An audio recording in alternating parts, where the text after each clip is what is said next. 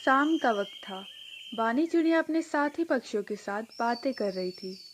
तभी बानी चिड़िया कहती है, पारो, क्या तुम्हें पता है, मेरे मायके में सभी पक्षी मिलकर होली की तैयारी कर रहे हैं। हर साल वह बड़े धूमधाम से होली का त्योहार मनाते हैं, पर हमारे यहाँ तो बहुत सालों से कोई त्योहार भी नहीं मनाया गया है। हाँ बानी, तुम ठीक कहती हो। कितने साल बीत चुके हैं, जंगल में कोई त्योहार भी नहीं हुआ है। क्यों ना हम सब पक्षी मिलकर तोता राजा को अपने जंगल में होली का त्योहार मनाने का आदेश मांगे। हाँ हाँ, ठीक कहती हो। चलो चले राजा जी के पास। सभी पक्षी उड़कर तोता राजा के घोंसले में चले जाते हैं। अरे, तुम सब यहाँ? कोई बात है क्या? कोई परेशानी? नहीं नहीं राजा जी, आपसे एक आदेश चाहिए था। कहो, क्या बात है? तुम्हें क्या आदेश चाहिए? राजा जी, बात यह है कि हमारे जंगल में बहुत सालों से कोई त्योहार नहीं मनाया गया है और होली का त्योहार भी आ रहा है। क्यों ना हम सब मिलकर होली का त्योहार अपने जंगल में मनाएं।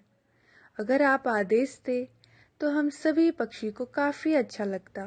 तोता राजा उनकी बातें सुनकर थोड़ा सोचने लगा। फिर तोता राजा कहता है, ठीक है, मगर होली का त्योहार खुशियों का त्योहार होता है और इनमें कोई चूक नहीं होनी चाहिए। इसलिए तुम कोई गलती मत करना। तुम एक कमेटी बनाओ और बाकी पंछियों की अध्यक्षता करो, और तुम सब अपने परिवार वालों को भी बुला सकती हो। और ध्यान रहे, जंगल का कोई नुकसान ना पहुंचे।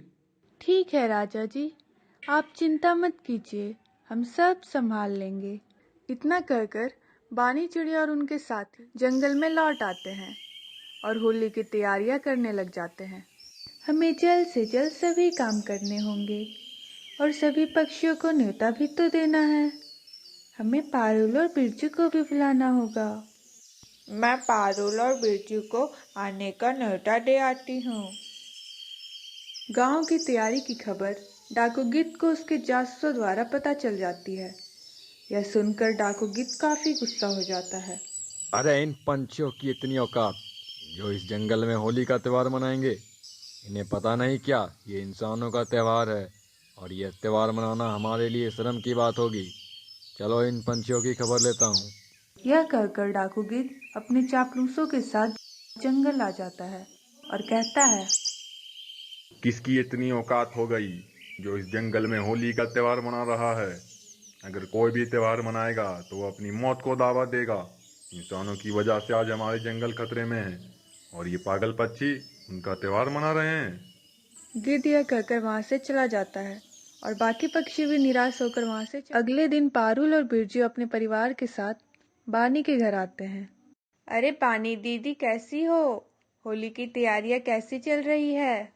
क्या कहूँ पारुल, कल शाम को डाकू गिद्ध आया था।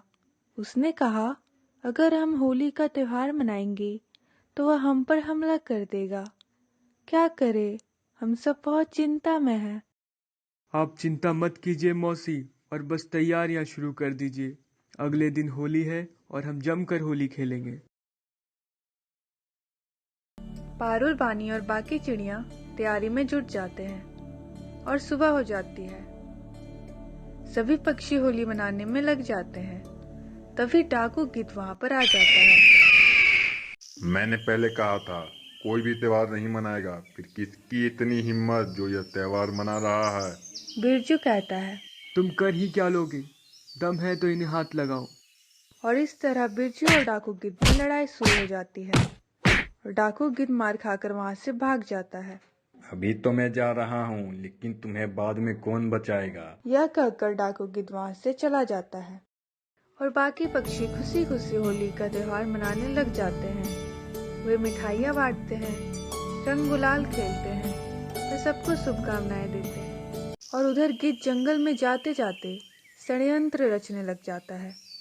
गिद्ध अपने साथी से कहता है, तुम जाओ और जाकर इनके रंगों में शीशे के टुकड़े मिला दो। जैसा आप कहें सरकार, अब उन्हें उनकी औकात पता चलेगी।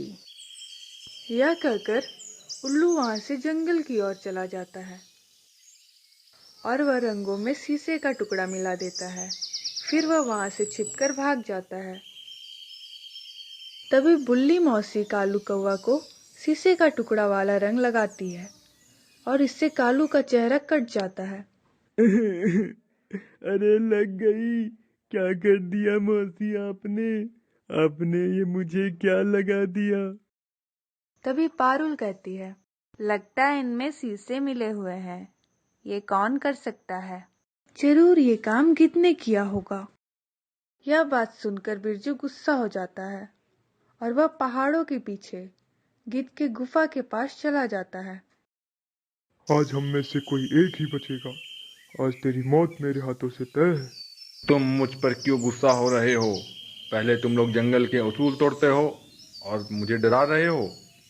इंसानों की वजह से हमारा जंगल नष्ट हो चुका है। सारे पक्षी मर रहे हैं और तुम्हें होली की पड़ी है। इंसान मेरे घोंसले वाले पेड़ काटने आए थे। बिरजू गिद्ध की बातें सुनकर शांत हो जाता है और कहता है, हम सब तोता राजा से बात करेंगे। वे इंसानों से बातें कर सकते हैं। वे इसका जरूर कुछ हल निकालेंगे। चलो हम त्योहार मनाते हैं। तुम गुस्सा छोड़ दो। कुछ ही देर में बिरजू और गिद्ध डॉक्टर के साथ पहुंच जाते हैं और कालू कौवा भी कुछ देर में ठीक हो जाता है। फिर सब खुशी खुशी होली का त्योहार मनाने लग जाते हैं।